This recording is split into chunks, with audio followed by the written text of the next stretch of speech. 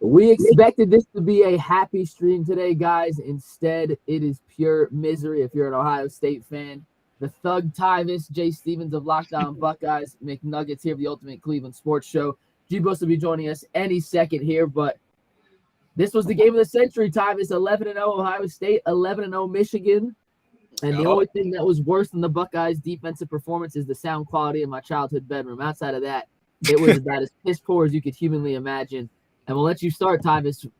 So many different areas to talk about defensively where this went wrong for the Buckeyes, but what was the main thing that stuck out to you today against this Buckeye defense that we thought had taken a major step forward?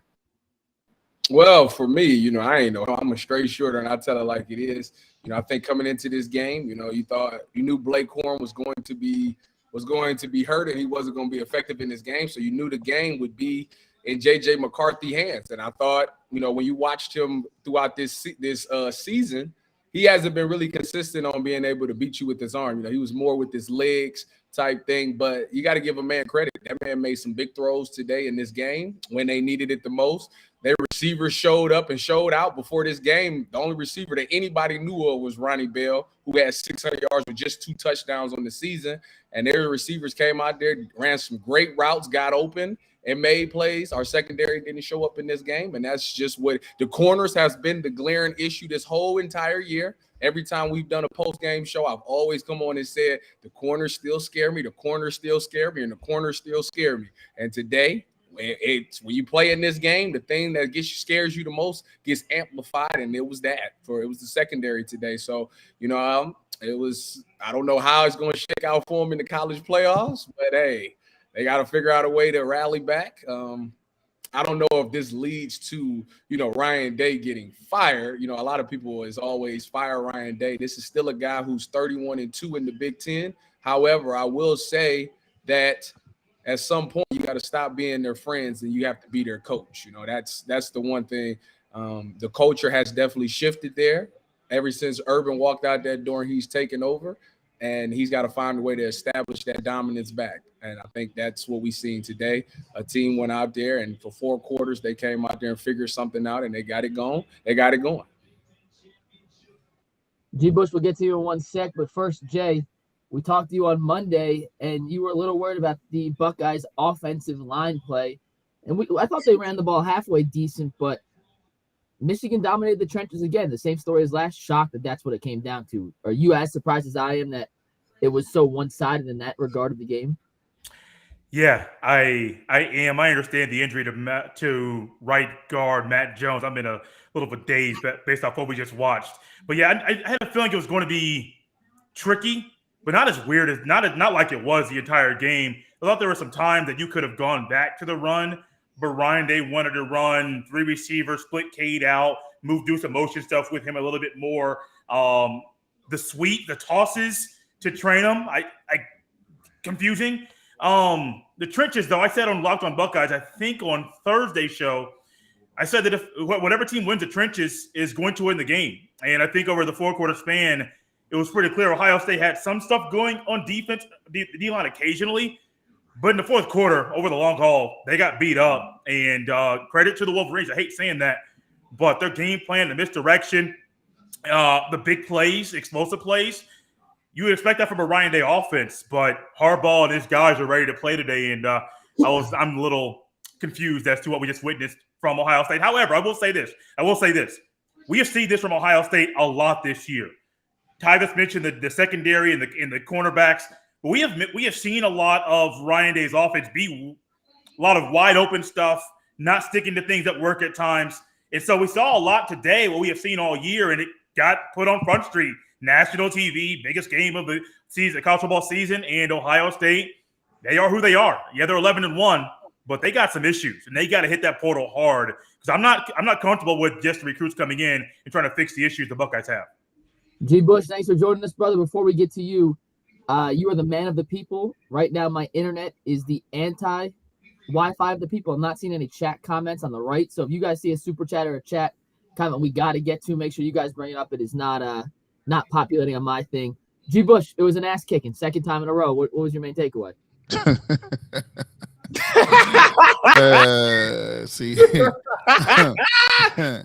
I tell y'all a lot. I tell y'all a lot of the Browns. You know, who would have known that football is universal? Don't matter you play in Alaska, you could play in Florida, you could play in Texas, you could play on Jupiter. It'd be kind of hard on Jupiter because there's no surface really. But if you can't stop the run, you out of here, dog. Right. You dead. Right. You did like it. Like I try to break it down. Like if you let another grown man put hands on you and let you get 5 to 6, it's over. You can't stop nothing. And you kind of saw him grasping at straws. I threw it in chat. I said, when did they start running 3-4? When did y'all run a 3-4 base? I see him come out in 3-4, and I said, oh, goodness. They got up on the linebackers, and it's one-on-one, and you don't got nobody in the back end that was touchdown. Then they ran it back and was like, okay, we're going to get in a 4-3, going to do overlook. When I have our guy standing up over there, they got hat on the hat right back to the end zone. This is for all the people who want to, anoint.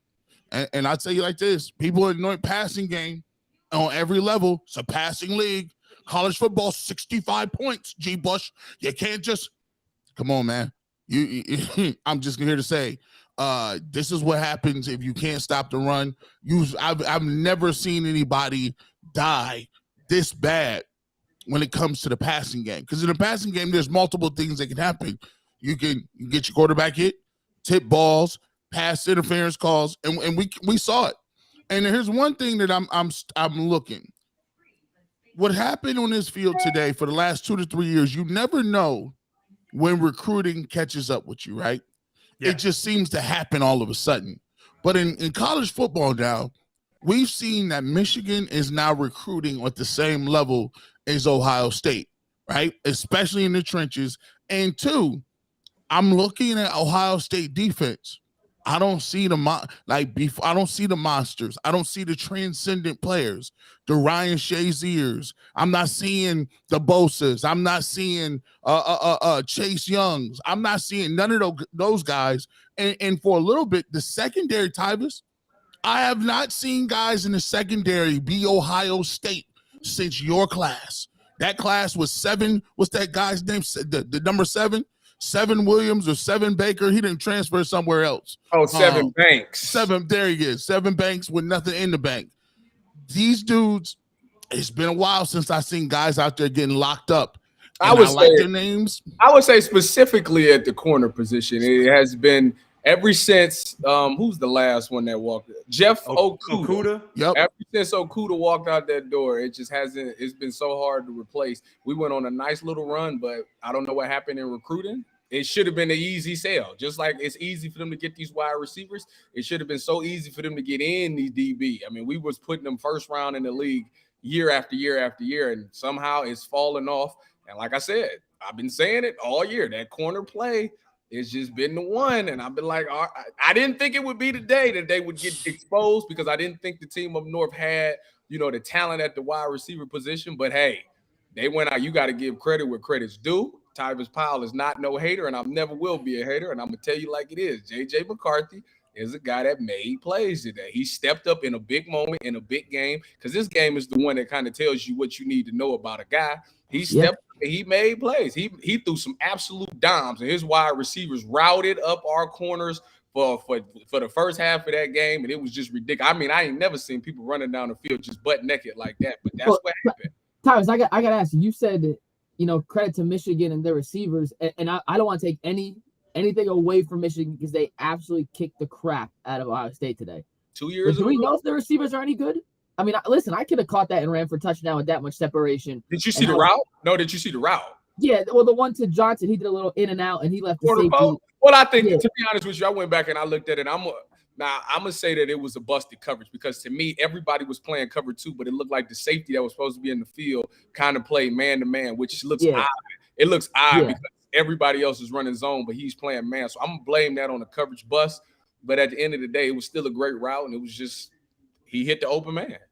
I can't believe Now, so, okay, I'm gonna go forward. Can I do that real quick, guys? I have put my balls on the line twice on this show. Twice. I did it yesterday when I said Ohio State was gonna absolutely rout Michigan. I wanted all the Buckeyes. And I did it when I thought the Browns were gonna absolutely smoke Miami. They were gonna come out, crush the Dolphins, turn them into sushi. And I was so wrong. So I'm done making declarations for any Ohio sport. I'm done. Hand up. I am done putting my nuts on the table. You was right. You was absolutely right about the Bucks and the Cavs yesterday. So shout out to that. Yeah, but I didn't put my nuts on the table for that one. I put my Buckeyes on the table for Ohio State and for Miami. And I got them whole box of Buckeyes. I guess I'm happy. Did they say give it McNuggets? No, the lady just came up to me and was like, gave me a whole box, and I was just like, okay, cool. Man, you'll never know. You'll never know, McNuggets. That's a doggone shame.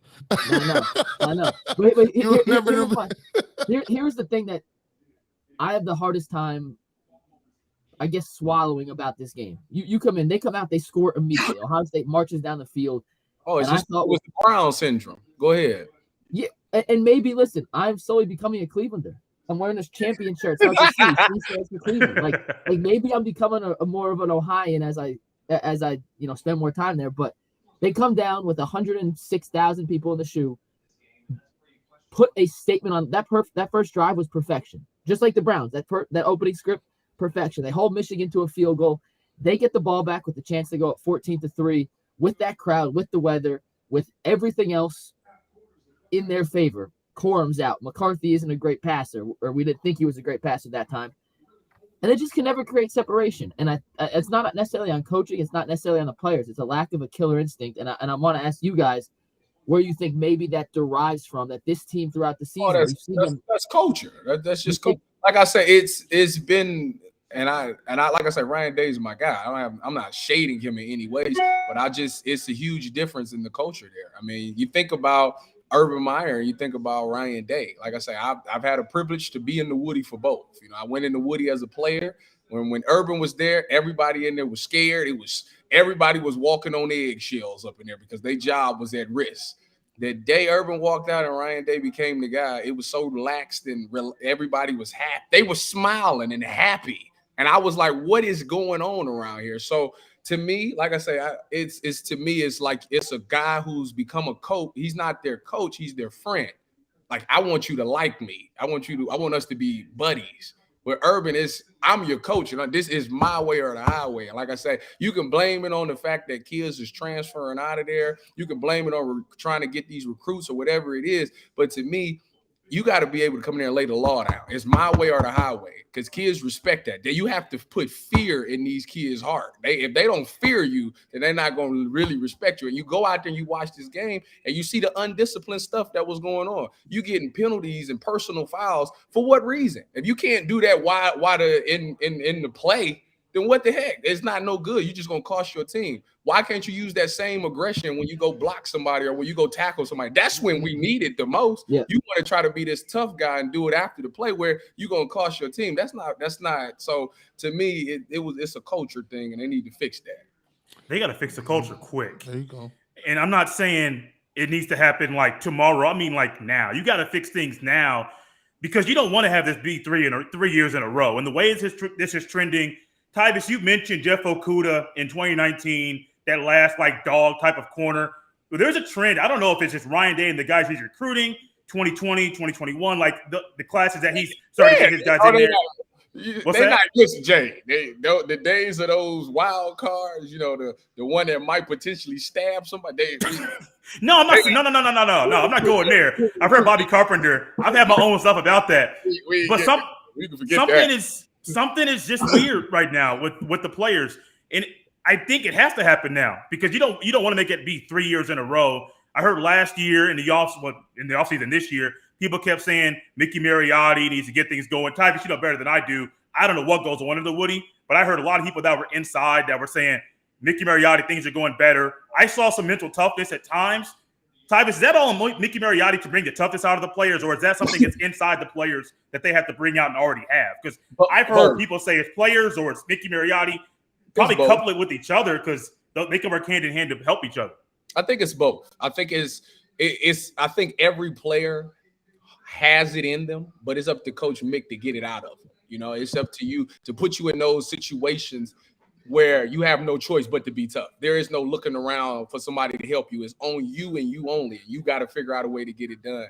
And he did a great job of doing such things to us when we was in the weight room and putting us in situations in all-season training that it was literally you had no choice but to be tough. Like, that was the thing. It's you either going to be tough or you're not going to make it in this program. We might as well you need to transfer a body here. And like I say, it's different now because the transfer portal is such a thing, and they don't want to lose guys. They don't want to. I don't want to be too hard on him because then he'll transfer out of here, and we won't have that talent anymore. But to me, I look at it like if you got a guy that's soft, you need to get him out of there anyways, whether he's good or not. He ain't going to be that great because he's soft. So it comes a point in time where you have to say, you know what? If I lose you, then so be it. But I'm not about to be your friend. Like, I need you guys to be tough because we can't keep affording to lose stuff like this. And I am not pressed. I'm good. Trust me. I got 4 pins and I gotta go and I got a championship ring. I'm good. G Bush, I want to come to you with this. And I want to go G Bush then Tyvis on this one. And anyone in the chat, we appreciate you watching. The chat's not loading on my internet Wi-Fi right now, so I can't put your comments up there. If y'all see any comments, G Bush, Tyvis, Jay, by all means, stop us and we'll read them. But G, I want to ask you this because you said it earlier than Tyvis. You were in the locker room at Ohio State, so I'm curious your take. But we all agree the culture needs to change today, like right now. What does Ryan Day say to his team after that loss? Like, what's going on in the locker room right now? G, you played at Ohio. What is a coach telling his team after that, after the second year in a row of getting embarrassed by your rival, kind of outmanned and out-physicaled, out-toughed? What does a coach have to say in that situation to start that culture change? Nothing. It's all about them actions, bro. Look, I went to OU, but all my friends with the old state. The Mike Dawsons, the Kenny Petersons, the Maurice Clarettes, you know what I'm saying? The dogs, them was the first ones that played the U. LaCharles Bentley, they all still the assholes. They still got attitude problems now. You walk up on them, they still think that they bad. They want to put hands on MD. Stop touching me. Stop touching my body. You can talk to me regular. That comes from where you from, bro. It's where you from. And then I grew up in the Trestle area where it was like they was just like we were just gonna run the rock. They didn't even have ball players like that. Like they had guys from inner city Glenville, some dudes from Stark County, a couple sprinkles here, Cleveland, Canton, Akron, Antonio Pittman. And the first dude they was getting like it was Santonio Holmes, Florida guy. They was like, oh, we got Santonio Holmes back in the day. I go back to Michael Wiley. They got him from, all these dudes.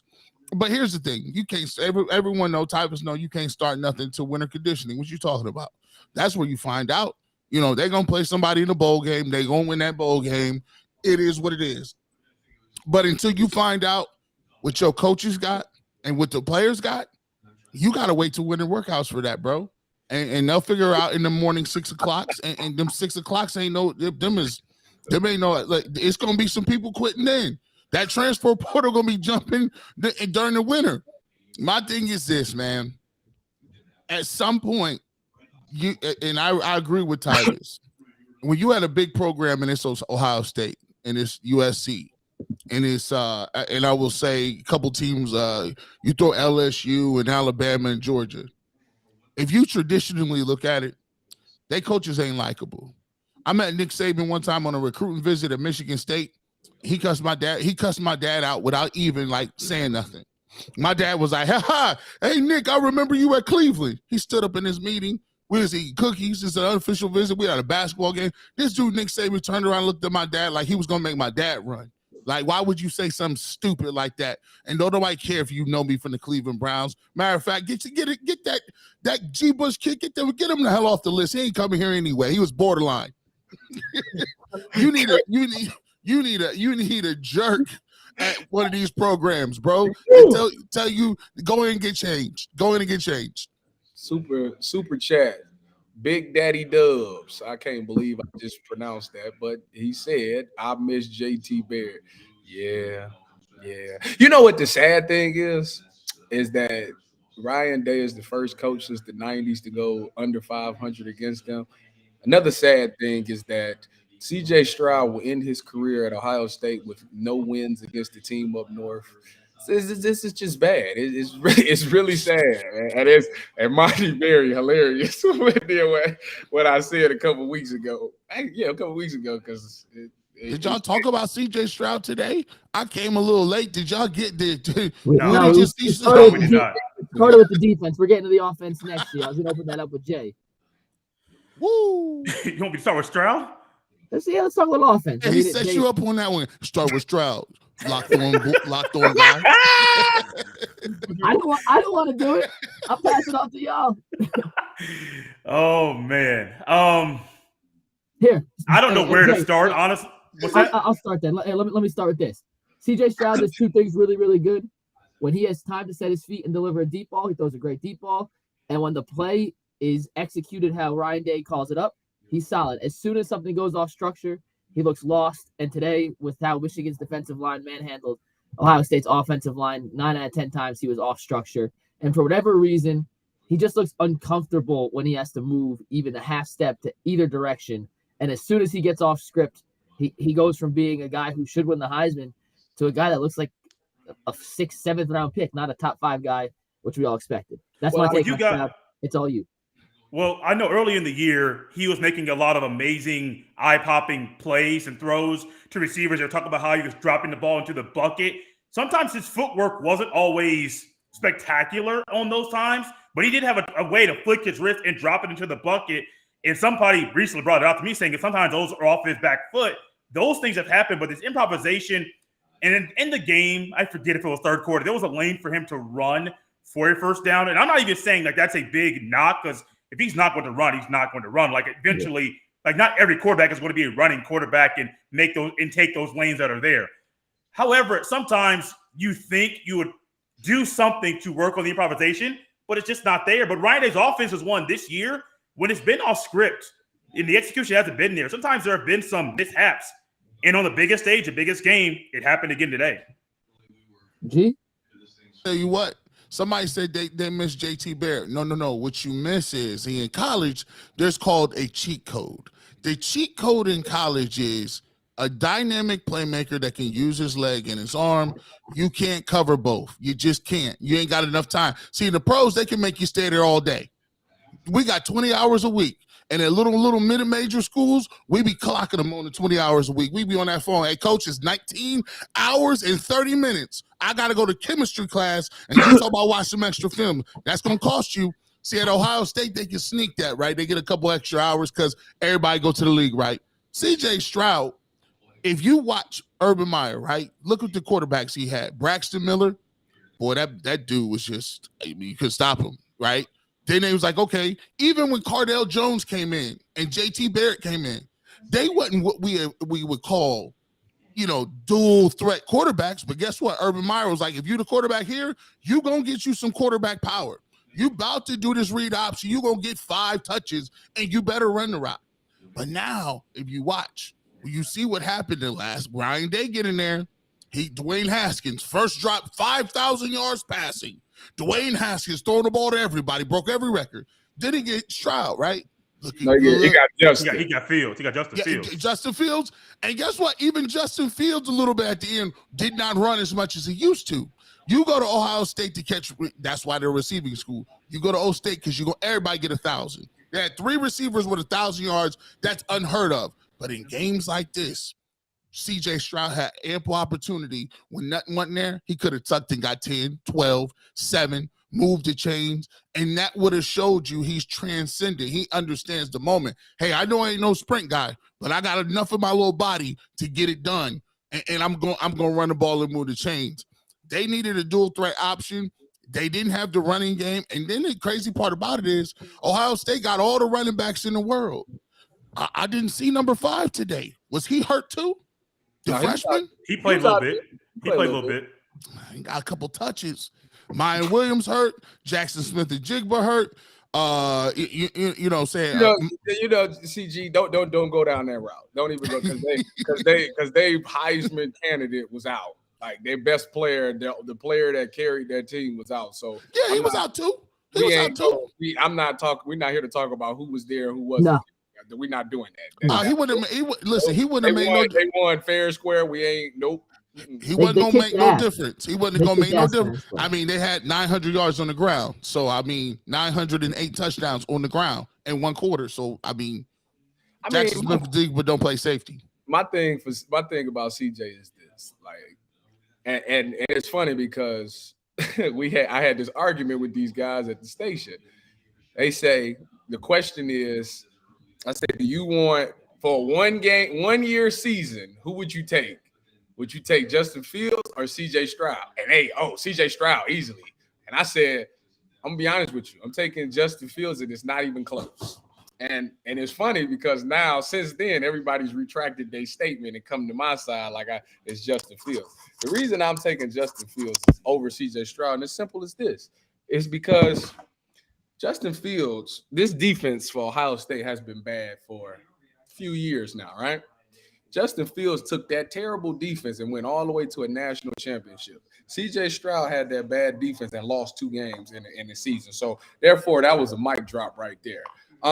My thing with CJ Stroud today is that I think he just got in love with the deep ball. I mean, yes, he throws a really good, amazing deep ball, but the team up north did a great job of putting the roof over things and trying to make him take the check downs. And he just, for some odd reason, he just wanted to make that big throw, that big play, and he wasn't really content with taking those check downs. Now, give the team up north credit, because when he did throw those check downs, they came down with some violence. They came down and was making some 3-yard stops or 3-yard losses and stuff like that. So, like I say, they just did a great job.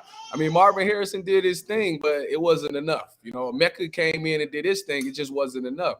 And that run game is what was missing. The things that everything we've been saying over this season has all come back to bite them. They didn't run the ball effectively. You go back and watch the year we dominated them. My last year when we beat them 42-13, I think JT threw the ball like 15 times and we ran the ball all game. I think Zeke had over 200 yards. JT had over 100 yards. So these games is always going to be on the ground. Who can run the ball the best? And right now, they did. I mean, for the last 2 touchdowns, they completely gashed Ohio State. Yes. Gashed them. Yeah. Long 5-yard run, like 40, 60-yard runs, like gashed them.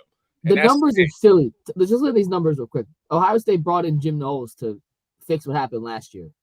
JJ McCarthy completed 12 passes, for 263 yards. He threw 3 touchdowns of over 45 yards. Fox Sports put the graphic up. That's the most 45-plus yard touchdown passes any quarterback's ever thrown in this historic rivalry. So McCarthy, we all had our doubts about him going into this game. He balled out. Donovan Edwards, 22 carries, 216 yards. That's a 9.8 yard per carry average. And he got a broken arm. He had one hand, correct. And I know a lot of that's, a little diluted with those last 2 runs. We got a super chat, McNuggets. Did you read it? Can you see it? Yeah, Rob Ventures. We'll get to Rob Ventures in 1 second. I just want to read this last number. And then Cornelius Johnson, 4 catches, 160 yards. He averaged 40 yards per catch. I mean, they just were giving up chunk play after chunk play. That's been this defense, though. They give up the big play. Yeah. They're gonna give up the big play. And like I said, I've never been a fan of it. Like I say, if you minimize it, cool. But you gave it up repeatedly today, and you obviously that's the recipe for disaster. And you wouldn't got. And my thing was, wrote him a blank check, G. Bush. They told Ryan Day, wrote him a blank check and said, "Go get you a D coordinator." Now Jim knows. I thought we was talking about. At first I was like, ain't that Beyonce's dad? Ain't that Beyonce's pops? They said, "Oh no, it's a D coordinator for Oklahoma." I said, "Big 12." They play flag football and defense is optional out there. You could just opt out of playing defense and go for 2. They said, "I submit. Go ahead." That's what you got. You see who Harbaugh went and got? He said, "Oh, go listen. I'm gonna go holler at my brother. He gonna give me a whole defensive scheme." He was like, "Hey," knocked on the door. He said, "Hey, can we get that package together?" He said, "What's that package?" He's like, "The package you use to stop the Cleveland Browns 2 times a year." "Yeah, can we get that?" Worked perfectly. Got it at a discount. Easy money. So, Jay, Rob Venter says, do you throw the idea of bringing Urban back? Is there any way Urban Meyer returns to Columbus? I don't know. They ran him out of town. I don't know. I don't know about that, but bringing him back, that's a tricky one. I will not say Ryan Day needs to get fired today, tomorrow, or even next week. I'm not someone like that. But a conversation like that, It's kind of like the Lakers bringing back Phil Jackson. Like when Phil Jackson, I think, G. Bush, help me remember this. In the 2000s, did Phil leave the Lakers and come back? Yeah, he left. So after they three-peat, he left. And then I think he went to. Did he take some time off? I think he just took time off. I don't think he coached. Yeah. And then he came back in 2007 and ended up winning with them 9 and 10. Yeah, he came. Yeah, he pieced out. He said it was back in health issues. Well, that sounds familiar. Yeah, health issues with Urban Meyer. I mean, I don't know if that's the move. I'm very hesitant with that one. Urban's the last great coach, but it would have to be on terms that were agreeable by a lot of people for that to be the move. So no, I never thought at all bringing Urban back is a move for Ohio State. I did not. Urban ain't coming back. Mike Vrabel ain't leaving Tennessee. Y'all best bet is Coach. Oh, Fickle. Mike Vrabel at Tennessee now? He's been the head coach for a while. I'm thinking about Fickle. He was already the coach here anyway. Fickle that's their best bet, but I'm not saying fire Ryan Day. I mean, the guy is 31-2 in Big Ten play. Like, come on now. That's ridiculous to say that. I think he just needs only 2 losses in Big Ten play to Michigan. It's to them. That's it. That's the only team he can't beat with now. I think to me, I want to see Ohio State. Cooper was there for like 10 years and they let it happen. So here's what Ohio State can do. I don't know if they got the plan. Usually these schedules are made in advance. Ohio State needs to start marketing themselves as the Northern SEC team. They need to say, look, we're going to play a schedule that you think is insane. We're going to play every team down there. We're going to be in the mix for every recruit, and we're going to play a style of football that is like the SEC, and we're going to play big name teams. Because right now, that's all kids care about. They want to wear flashy uniforms, shoes that don't match their jersey colors, and wear visors and Nike jerseys. That's a lie. That's a lie. Kids want that bag. That's what they want. Ohio State got that bag too, but they got the bag. They got the sizable bag. I mean, CJ Stroud made so much money, he was giving out outfits to the whole team, getting coaches together. Yeah, tell us to wear this the first day of coaching. Wear this the first day of school. There's some Jordans for your kids too. I'm like, what? We got another super chat. We 100% sure. Put it in here, Thomas. Let's see what it says. Willie Moe, we 100% sure the Browns weren't playing in those red jerseys today. Love the show, guys. Keep them coming. Willie Moe, we love you too, boss. We love you too. It definitely looked Browns-esque today. I tell you that. You definitely, if you squint the eye a little bit, you definitely would have thought for a second that play calling and the way that defense played. Jordan Elliott, is that you?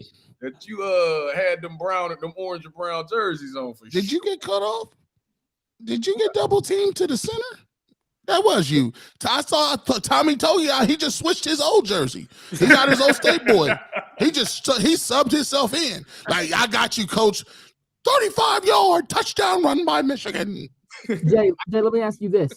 G. Bush alluded to it, but we were supposed to do 5 post-game shows before this, and we only did 3 because Ohio State was just blowing out opponents, and there really wasn't a lot to talk about when they, smoked Wisconsin, and Wisconsin turned out to be good. Do you think a lack of non-conference? I mean, Notre Dame was supposed to be good. They turned out to be good. They weren't good to start. So that's not really Ohio State's fault. But do you think a lack of marquee games in the non-conference just doesn't have this team ready for the physicality that comes with playing a Michigan and some of the other elite teams like they see later in the season in bowls?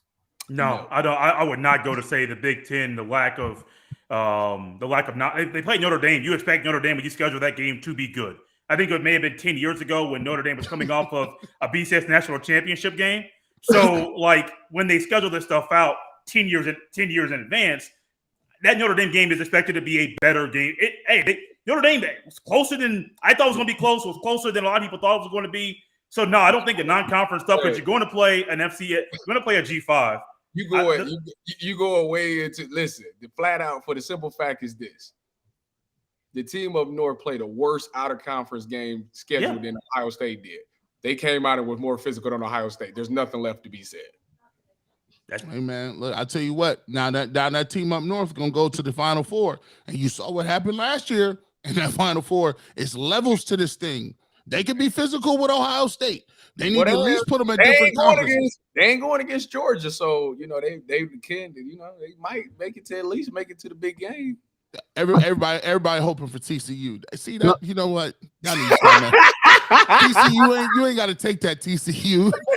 They subliminally calling you out every team and fan base. You know we ain't playing Georgia round 1. You know what I'm saying?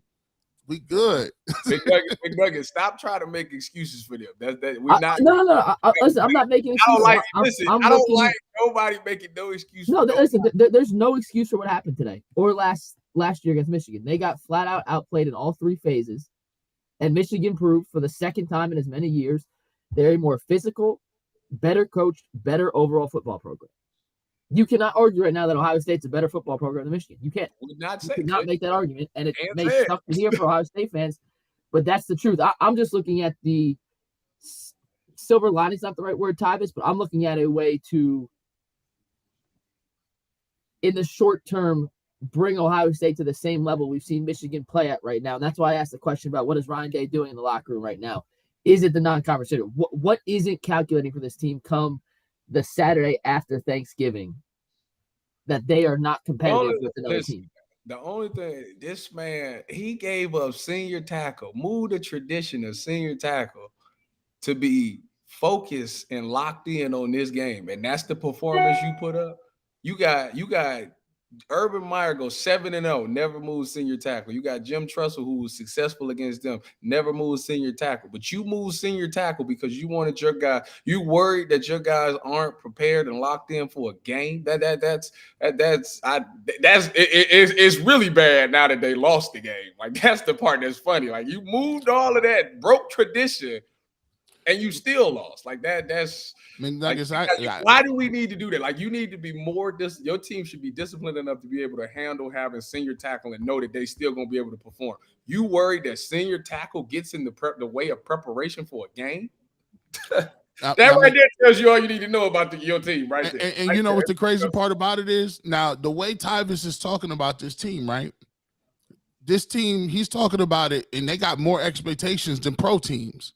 Like, the expectation levels on Ohio State is bigger than Kevin Stefanski's team. Like, they're like, oh, we're not going to practice. We're not going to run scrimmages. We're not going to do nothing.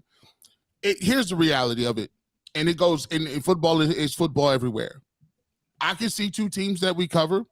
Both of the coaches are pretty much alike. They don't never call anybody out. Everything is great. Everything is sunshine and rainbows and all that good stuff. And there's no healthy fear. The healthy fear should be there when Ohio State places their whole season on one game. The reality of it is they're not going to play anybody that is going to threaten them. They're playing my brethren in the MAC. They get 2 of them a year. Toledo or Miami or OU, or maybe it's Akron's turn or Kent to get slaughtered. Then they take off-kilter D1, Louisiana Monroe, and Nevada. If you playing that type of schedule, your whole season comes down to one game, and it's this one. So my thought process is, if you want to get back to where you want to go, you got to start doing one thing, and one thing that people keep trying to, the stat guys keep trying to turn it this way. If you do not run the football or stop the run, you cannot win. It is impossible.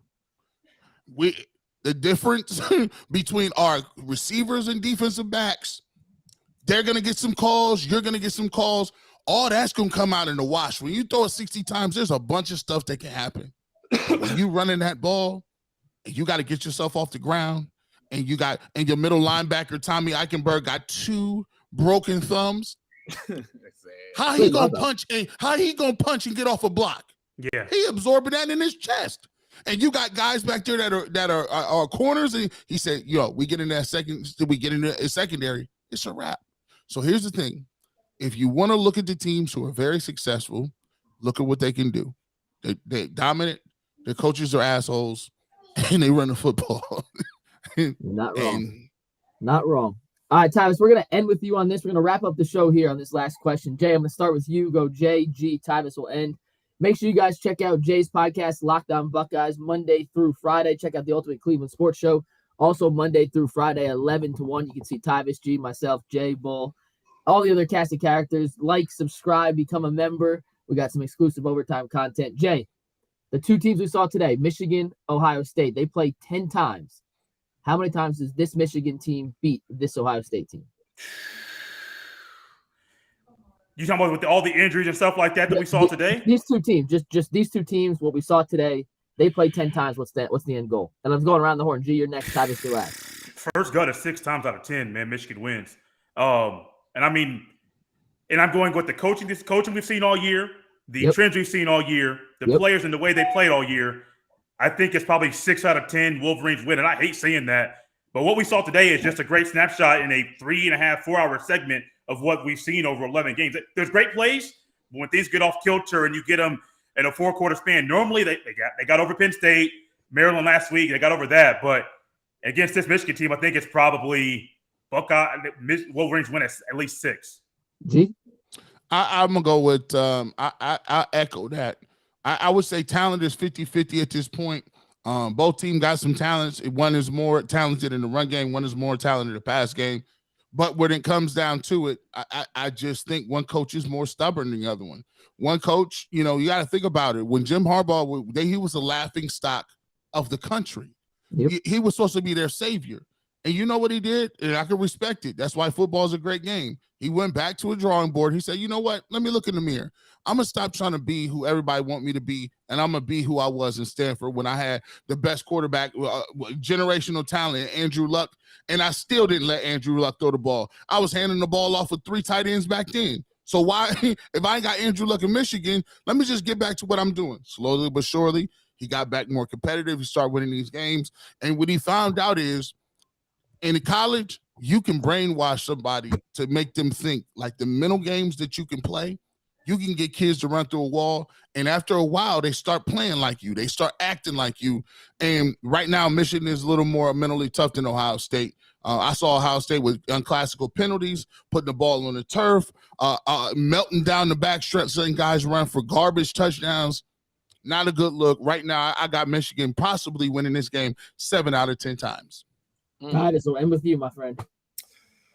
Well, this is the thing. So last year, you can buy into the fact that you can say, it was the flu. You can say it was the weather conditions. You can say that. They won. This year, this was the best weather this game probably's ever seen in their life. Both of y'all ain't got y'all running back. They ain't got their running back. So we could call that dead even. They still dominated y'all in this game. If that's the case, they probably win 10 out of 10 times because there was absolutely no excuse to this year. None at all. You wasn't sick. There was no bad weather. You had no running backs. They had no running backs. Y'all live off the pass. I mean, we throw for 3,000-4,000 yards a season. So the pass game is where y'all want to be anyways. The run game been suspect all year anyways. And on top of that, here's an interesting fact that nobody really talks about. If you want to, which I learned yesterday. Shout out my boy Josh Perry. He tells me that Ohio State leads the Big Ten in yards per carry. Can you believe that? Did you know that Ohio State is the best yards per carry as far as running the ball is in the Big Ten? Shout out to him and his little. Shout out to him, and I seen him on Bally's. Yeah, he had this little orange joint on. Hey, holler at your boy Tyvus. You need to bring him on too. Stop playing Joshua. He need to be on there. Nah, Joshua doing his thing. I'm not on that level yet. I'm still working. Maybe one thing. But anyways, with that being said, if they can continue to dominate you like that, and they beat y'all at y'all game. I mean, they threw the ball. First half was all in the air. They beat y'all all in the air. Second half was all on the ground. So if that's the case, 10 out of 10. How would we win? How would we win? A lucky bounce, a turnover here and there. I agree. I think it's 7 or 8. Not pretty. Not the result Ohio State fans wanted. We were hoping to have some college football playoff here on UCSS moving forward. That will not happen after a 45-23 ass kicking today. Messing the money up. Michigan Wolverines. We're back at it Monday though. G. Bush has actually got a post-game show tomorrow. Browns post-game. G. Bush is hosting that. But UCSS back Monday. Jay Stevens and the Lockdown Buckeyes pod back on Monday. Tyvus, we'll see you Wednesday. Next time we do an Ohio State post-game show, it'll be for some sort of bowl game, most likely the Rose Bowl. We'll see. Until then, we'll see y'all later. Have a good day. Peace.